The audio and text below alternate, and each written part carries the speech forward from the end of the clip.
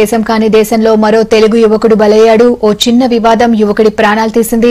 అమెరికాలోని Kansas state లో ఒక బార్ లో శ్వేత జాతీయుడు జరిపిన కాల్పుల్లో ఓ నిండు ప్రాణం బలైంది. వంశీరెడ్డి ఘటన మరవక ముందే మరో యువకుడు చనిపోవడంతో విషాదం నెలకొంది.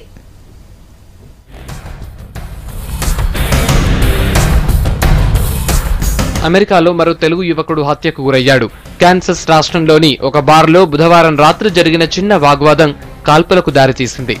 ఈ సంఘటనలో ఇద్దరు తెలుగు యువకులకు తీవ్రంగా గాయాలయ్యాయి.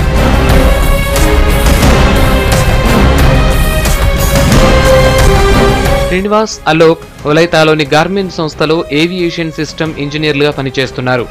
ఒలైటా పట్టణంలోని ఆస్టిన్స్ బార్లో శ్రీనివాస్, అలోక్ పై ఓ 50 ఏళ్ల అమెరికన్ కాల్పులు జరిపి పరారయ్యాడు.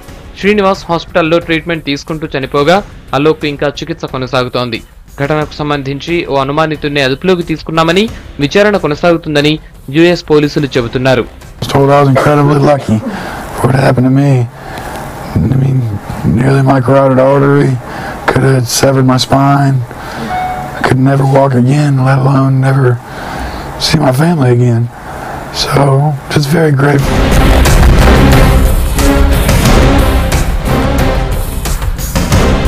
జాతి వివక్షతోనే యువకులపై దుండగులు కాల్పులు చేసినట్లు ప్రత్యక్ష సాక్షులు చెబుతున్నారు. కాల్పులకు ముందు వీరి మధ్య వాగ్వాదం జరిగిందని తెలుస్తోంది. గొడవ ఎక్కువగా కావడంతో బార్ యాజమాన్యం అతన్ని వెళ్లిపోవాల్సిందిగా కోరిందని చెప్పారు. బయటకు వెళ్లిన నిందితుడు తుపాకీతో వచ్చి ఇద్దరిపై కాల్పులు జరిపినట్లు ప్రత్యక్ష సాక్షులు చెబుతున్నారు. కాల్పులు జరిపిన వెంటనే దుండగుడు అక్కడి నుంచి పరారయ్యాడని చెప్పారు. ఇటీవలే కాలిఫోర్నియాలోని వరంగల్ జిల్లాకు చెందిన వంశీరెడ్డి హత్యకు గురైన సంగతి మరవకముందే మరోసారి కాల్పులు జరగడంతో విషాదం నెలకొంది.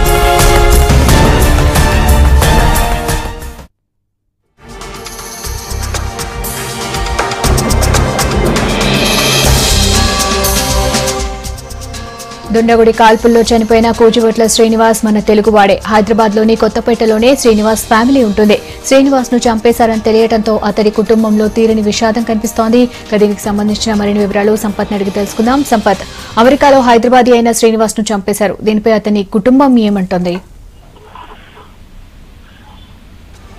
బుధవారం నైట్ ఇన్సిడెంట్ జరిగింది. దానికి సంబంధించిన అక్యూజ్డ్ గా ఉన్నటువంటి వాళ్ళని కూడా ఇప్పటికే అక్కడ అమెరికా పోలీసులు అరెస్ట్ చేయడం జరిగింది. దాని తర్వాత శ్రీనివాస్ రెడ్డి చనిపోయాడు కాబట్టి తన పోస్ట్ మార్టం నిర్వహించి అక్కడి నుంచి డెడ్ బాడీని పంపిస్తున్నారు. అయితే 2008లో కాన్సస్ కు వెళ్ళిన అలోక్ రెడ్డి అట్లాగే శ్రీనివాస్ రెడ్డి రెగ్యులర్ గా తరచుగా వాళ్ళు ఇంజనీర్స్ కావడంతో బయటకు వెళ్ళినప్పుడు వీకెండ్స్ లో కానీ లేదంటే వీక్ డేస్ లో కానీ పార్టీలకు వెళ్ళినప్పుడు ఒక బార్ అండ్ రెస్టారెంట్ కి వెళ్ళేవారు.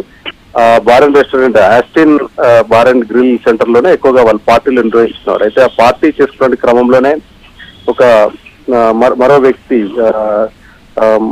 వ్యక్తితో అక్కడ కొంత గలాట జరిగింది. గలాట జరిగిన తర్వాత అక్కడ నుంచి వెళ్లే క్రమంలో తను గొడవ పెట్టుకొని బయటకు వెళ్ళిన తర్వాత తను ఒక్కసారిగా అటువైపుగా వచ్చి కాల్పులు చేయడానికి ప్రయత్నం చేశాడు. గ్రిలియట్ అక్కడే ఉన్నటువంటి బార్ అండ్ రెస్టారెంట్ ఉన్నటువంటి వ్యక్తి గ్రిలియట్ కూడా మీడియాతో మాట్లాడాడు. అతన్ని వీళ్ళపైన 9 రౌండ్ల కాల్పులు జరిపిన తర్వాత వాళ్ళని అడ్డుకోవడానికి ప్రయత్నం చేశాడు. అయితే అడ్డుకునే ప్రయత్నంలో తన పైన 2 రౌండ్ల బుల్లెట్లు పడ్డాయి. గ్రిలియట్ మీడియాతో మాట్లాడుతూ ఇది జాతీయ అహంకారం లాంటిది ఏమీ కాదు, అందరం మనుషులమే కాబట్టి వాళ్ళపైన కాల్పులు జరుగుతున్న క్రమంలో అడ్డుకునే ప్రయత్నం చేశాను. ఆ క్రమంలో తన పైన 2 రౌండ్ల కాల్పులు పడ్డాయని ఆయన చెప్పాడు. దాదాపు 24 సంవత్సరాల యువకుడు తన ప్రాణాలకు తెగించి అడ్డుకోబోయాడు. నిందితుడిని అడ్డుకొని అక్కడి నుంచి వాళ్ళని కాపాడే ప్రయత్నం చేశారు. గతంలో జరిగినటువంటి వరంగల్ జిల్లా వంశీరెడ్డి పైన కాల్పుల ఉదంతం మరవక ముందే మరో ఇన్సిడెంట్ జరిగింది.